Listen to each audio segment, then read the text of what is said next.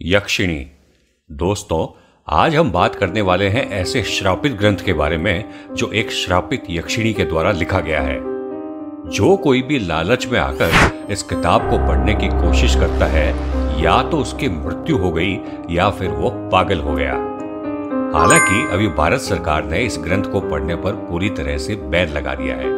और मैं आपको ये बता दूं कि ये ग्रंथ एक श्रापित यक्षिणी के द्वारा लिखी गई है जिसका नाम नीलावंती था, और इसी के नाम पर इस ग्रंथ का भी नाम नीलावंती ग्रंथ पड़ गया। आखिर कौन थी ये नीलावंती जिसने श्रापित ग्रंथ को लिखा था, और आखिर क्यों लिखा था? दोस्तों, आज का ये वीडियो बहुत ही ज्यादा इंटरेस्टिंग होने वाला है, तो इसलिए इस वीडियो को ध्यान से सुनें और एकदम लास्ट तक जरूर देखें। दोस्तों, ये बहुत पहले की बात है। उत्तर प्रदेश के गांव में एक छोटा सा परिवार रहता था। उस परिवार में एक आदमी था, उसकी पत्नी थी और उनकी एक छोटी सी बच्ची थी। नीलावंती जब 5 साल की हुई थी तो उसकी माँ गुजर गई। नीलावंती की माँ की मृत्यु के बाद उसके पिता ने उस गांव को छोड़ दिया और नीलावंती को लेकर किसी दूसरे गांव में चले गए। नीलावंती के पिता को वेदों का काफी अच्छा ज्ञान था, इसलिए नीलावंती अपने पिता से वेदों का ज्ञान भी लिया करती थी। दोस्तों, नीलावंती के अंदर बहुत बड़ी खासियत ये थी कि वो पेड़ पौधों और कई तरह के जानवरों की भाषा को समझती थी और बोलती भी थी। यहां तक कि उसके सपने में शैतान भी आते थे और जमीन के नीचे गड़े हुए धन दौलत के बारे में जानकारी देते थे। लेकिन नीलावंती के अंदर उसके पिता के द्वारा दिए गए अच्छे संस्कार थे। इसी वजह से नीलावंती को अगर पता भी चले कि इस जगह पर खजाना है तो वो उसे कभी भी खोदकर नहीं निकालती थी। अब धीरे धीरे करके समय बीतता गया और नीलावंती 20 से 22 वर्ष की हो चुकी थी। बचपन में उसके सपने में जो भूत प्रेत आते थे, अब उसके सामने वो सब हकीकत में आने लगे। कुछ समय बाद नीलावंती को ये बात पता चल ही गई कि वो एक श्रापित यक्षिणी है और वो किसी श्राप के कारण इस दुनिया में फंस गई है और यहां से बाहर नहीं निकल पा रही है। उसे अपनी दुनिया में किसी भी तरह से वापस जाना था, तो वो ये सब बात अपने पिताजी को बताती है। तब उसके पिताजी उससे कहते हैं कि बेटी, अगर तुम इस दुनिया की नहीं हो और तुम किसी श्राप के कारण इस दुनिया में फंस गई हो और तुम इस दुनिया से नहीं निकल पा रही हो, तो मैं तुम्हें नहीं रोकूंगा। तुम कभी भी यहां से जा सकती हो, मैं रोक टोक नहीं करूंगा। नीलावंती जब उस गांव को छोड़कर जा रही थी, तब उसे रास्ते में एक व्यापारी मिलता है। व्यापारी नीलावंती को देखकर उस पर मोहित हो जाता है और उसके बाद वो व्यापारी नीलावंती से कहता है कि मैं तुम्हें उस गांव में छोड़ दूंगा जहां से तुम्हें अपनी दुनिया में जाने का रास्ता मिल सके, लेकिन बदले में तुम्हें मुझसे शादी करनी होगी।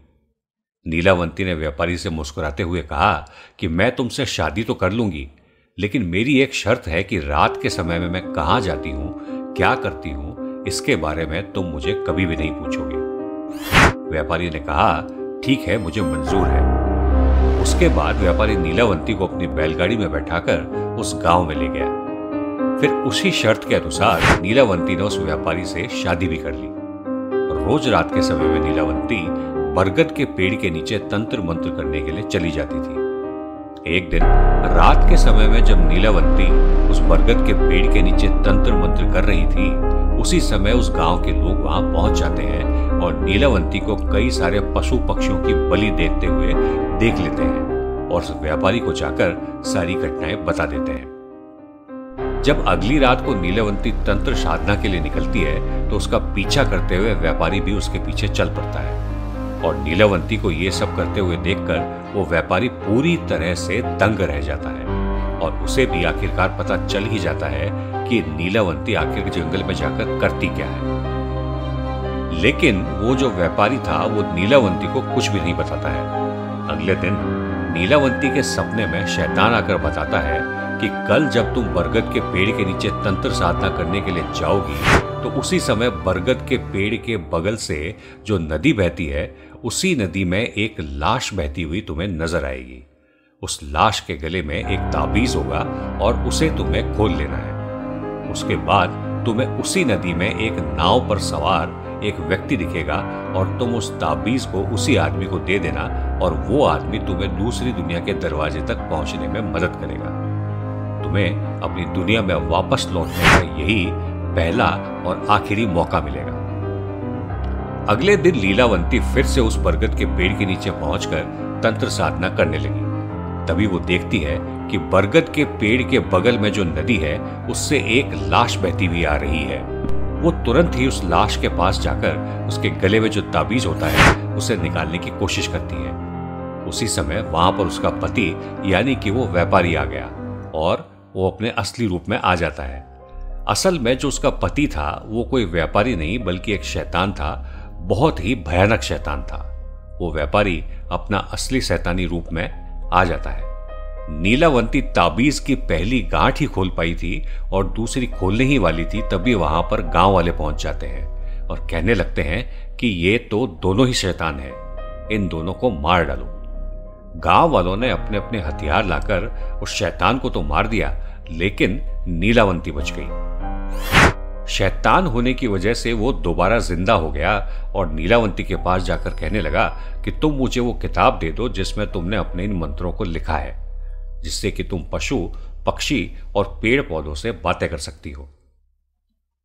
तब नीलावंती ने सोचा कि अगर ये किताब इस शैतान को मिल गई तो इस दुनिया में अनर्थ हो जाएगा। अंत में नीलावंती ने इस किताब को श्रापित कर दिया और कहा जो भी व्यक्ति इस किताब को पूरा पढ़ेगा वो मर जाएगा और जो भी व्यक्ति इस किताब को आधा पढ़ेगा वो पागल हो जाएगा। ये कहकर नीलावंती उस किताब को लेकर भाग गई। उसके बाद नीलावंती का आज तक पता नहीं चल पाया कि आखिर वो कहां गई। इस पर हमें कई सारी ऐसी थ्योरीज मिलती हैं जिसमें बताया जाता है कि नीलावंती आज भी जिंदा है और वो आज तक उसी गांव में भटक रही है, क्योंकि उस शैतान ने सपने में नीलावंती से कहा था कि ये तुम्हारा पहला और सबसे आखिरी मौका होगा इस दुनिया से बाहर निकलकर अपनी दुनिया में वापस जाने का। कुछ समय के बाद वो किताब एक साधु को मिलती है। उस साधु के मन में कोई भी लालच नहीं था। हालांकि वो किताब दूसरी भाषा में लिखी हुई थी, इसलिए उस साधु ने उस किताब को एक सरल भाषा में लिखा ताकि उसे सब लोग समझ सकें। कहा जाता है कि जो भी व्यक्ति इस किताब को पूरा पढ़ लेगा वो पशु पक्षियों और पेड़ पौधों की बातों को समझ सकता है और उनसे बातें भी कर सकता है। और अगर कोई इंसान इस किताब को आधा पढ़ लेता है तो वो पागल हो जाता है। पागल इस वजह से हो जाता है क्योंकि इस किताब को पढ़ने के बाद इस मंत्र को हटाना यानी कि इसे डीएक्टिवेट करने का कोई उपाय नहीं है। अगर इस किताब को पढ़ लिया जाए तो फिर धीरे धीरे करके एक एक कर सभी की आवाजें आपके कान में गूंजती चली जाएगी। अगर आपके सामने कोई छोटी सी चींटी भी है तो वो भी उसकी आवाज आपके कानों तक पहुंचा पाएगी कि वो क्या बोल रही है और क्या बातें कर रही है। इसी वजह से कोई इंसान पागल हो सकता है। दोस्तों, ऐसा भी माना जाता है कि लास्ट टाइम इस किताब को स्वामी विवेकानंद से रिलेट करके देखा जाता है, क्योंकि दोस्तों स्वामी विवेकानंद ने मरने से पहले इसी किताब को पढ़ा था। हालांकि इस बात में कितनी सच्चाई है ये तो मुझे नहीं पता, लेकिन कई सारी रिपोर्ट्स के अनुसार ऐसा कहा जाता है। दोस्तों, और ये जो किताब है वो हमारे भारत सरकार के द्वारा बैन कर दी गई है। इससे पढ़ने पर तो पूरी तरह से रोक लगा दी गई है, क्योंकि कई लोग इस किताब को पढ़कर पागल भी हो रहे थे। लेकिन मैंने इस किताब के बारे में काफी जानकारियां इकट्ठी करने की कोशिश की कि ये किताब कहाँ मिल सकती है।